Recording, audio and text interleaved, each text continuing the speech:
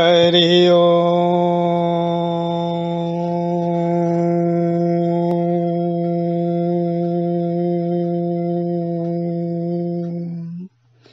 बोलिए श्री सद्गुरु भगवान की जय। बोलिए श्री गणपति महाराज की जय। बोलिए श्री गौरी शंकर भगवान की जय।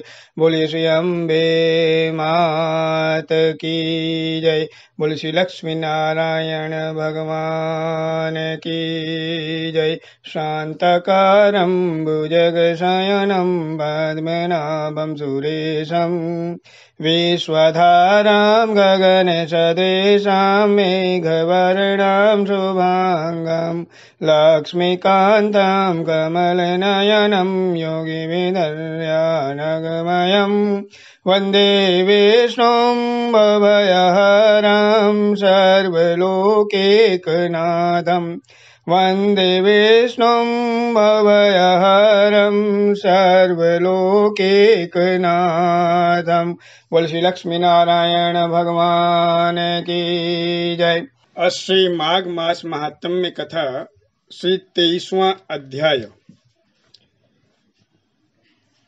23वें अध्याय में ब्राह्मण वेदनीति महर्षि लोमश से कहते हैं, ऋषिराज, आपकी कृपा तथा सत्संग प्राप्त कर मैं गंगा जल की तरह पवित्र हो गया।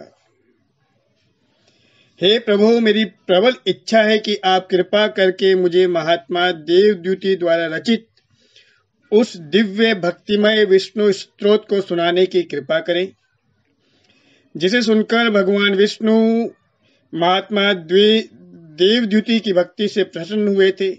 मेरा मन उस स्तोत्र को सुनने के लिए व्यग्र तथा कौतूहल ग्रस्त है। हे महर्षि, मुझे उस स्तुति का गायन करके सुनाइए। तो महर्षि लोमश ने कहा कि हे विप्रवर, ध्यान से सुनो। यह स्तुति या स्तोत्र समस्त पापों और संतापों का नाश करने वाला है। इस स्तुति को अच्छी तरह याद कर लो। ऐसा कहकर महर्षि लोमश ने स्तुति का गायन प्रारंभ किया। महर्षि लोमश स्तुति करते हुए कहते हैं, हे देवादिदेव सर्वेश्वर, आपके श्वासों द्वारा अंकों सहित सूत्रों और उक्तियों सहित महान वेदों का आविर्भाव हुआ है। हे परम ब्रह्म गुणातीत अवर्णीय विराटकार ब्रह्मांड नियंता, आपको यह मेरी छोटी सी स्तुति भला कैसे प्रसन्न कर सकेगी। हे प्रभु, आपकी विराट महानता के सम्मुख यह अत्यंत लघु है। हे प्रभु दया सागर और शरण शरण दीन हितकारी, केवल आपकी भक्ति में भाव विभोर होकर अनन्य भक्ति भाव के वशीभूत होकर मैंने ऐसा दुस्साहस किया है। सृष्टि का पालन करने, निर्माण करने तथा विनाश करने के लिए आपने ही अपनी योग माया से ब्रह्मा विष्णु तथा शिव का रूप धारण कर रखा है। तथापि आपके इन योग माया रूपों से भक्त को आराधना तथा भक्ति की जो सुलभता प्राप्त हुई है, वह आपकी महान कृपा है। हे प्रभु, आपके भक्तिभाव रूपी ज्ञान खड्ग से माया रूपी संदेह शत्रु का नाश हो जाया करता है। ऐसे देवादिदेव भगवान विष्णु को बारंबार नमस्कार है, बारंबार नमस्कार है, बारंबार नमस्कार है। हे प्रभु, समस्त पापों, अज्ञानों, तापों, अपकर्म इत्यादि से हमारी रक्षा करते हुए हमें दीर्घ आयु, सुख, समृद्धि एवं सद्गति प्रदान करें तथा सदैव अपनी भक्ति एवं कृपा बनाए रखें। हे प्रभु, आपकी जय हो। हे प्रभु, आपकी जय हो। हे प्रभु, आपकी जय हो। इस प्रकार संपूर्ण स्तुति का गायन करके महर्षि लोमश ने कहा कि हे ब्राह्मण देव, यह स्तुति अत्यंत पुण्यदायक है। इसका पाठ करने से संपूर्ण पापों तथा अमंगलों का नाश होता है।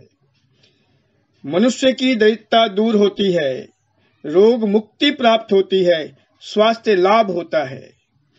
यह स्तुति व्यक्ति की बुद्धि को सद्बुद्धि बनाती है, उसे सदाचार में प्रवृत्त करती है, उसे धार्मिक और निष्पाप जीवन की गति प्रदान करती है। यदि एक बार भी इस स्तोत्र का भक्ति पूर्वक पाठ कर लिया जाए तो शुद्ध अंतःकरण सहित निष्पाप और शुद्ध आत्मिक स्थिति प्राप्त होती है।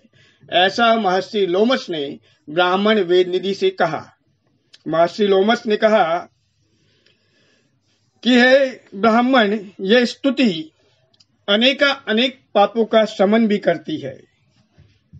यह स्तुति व्यक्ति को लक्ष्मी, यश, कीर्ति, मान, ज्ञान, विवेक, संतान, ऐश्वर्य, वैभव तथा उत्तम धर्म फल की प्राप्ति कराती है।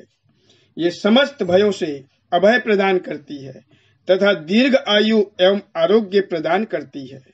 इसलिए व्यक्ति को इस स्तोत्र या इस स्तुति का पाठ श्रद्धा अनुसार अवश्यमेव करना चाहिए। जो मनुष्य भक्ति भाव सहित इस स्तोत्र और इस अध्याय का पाठ करते हुए देवादिदेव भगवान विष्णु की आराधना करते हैं, वे समस्त पापों और दुखों से मुक्त होकर श्री विष्णु भगवान के लोक को प्राप्त करते हैं। इस अध्याय के पठन पाठन और श्रवण करने वालों को भी भगवान की अविचल भक्ति प्राप्त होती है। इस प्रकार से पद्म पुराण अंतर्गत माघ मास मातम में 23वां अध्याय संपूर्ण हुआ। बोले श्री लक्ष्मी नारायण भगवान की जय। आह्वानम न जानामि विसर्जनम, पूजां चैव न जानामि संहितां परमेश्वरी, मंत्रहीनं क्रियाहीनं भक्तिहीनं सुरेश्वरी, यत्पूजितं मया देवी परिपूर्णं तदस्तु मे, परिपूर्णं तदस्तु मे, परिपूर्णं तदस्तु मे। जय जय श्री राधे, जय जय श्री राधे, जय जय श्री राधे श्याम। बोले जुगल जोड़ी सरकार की जय। आज के आनंद की जय। श्री विष्णवे नमः, श्री विष्णवे नमः, श्री विष्णवे नमः, श्री हरे नमः, श्री हरे नमः, श्री हरे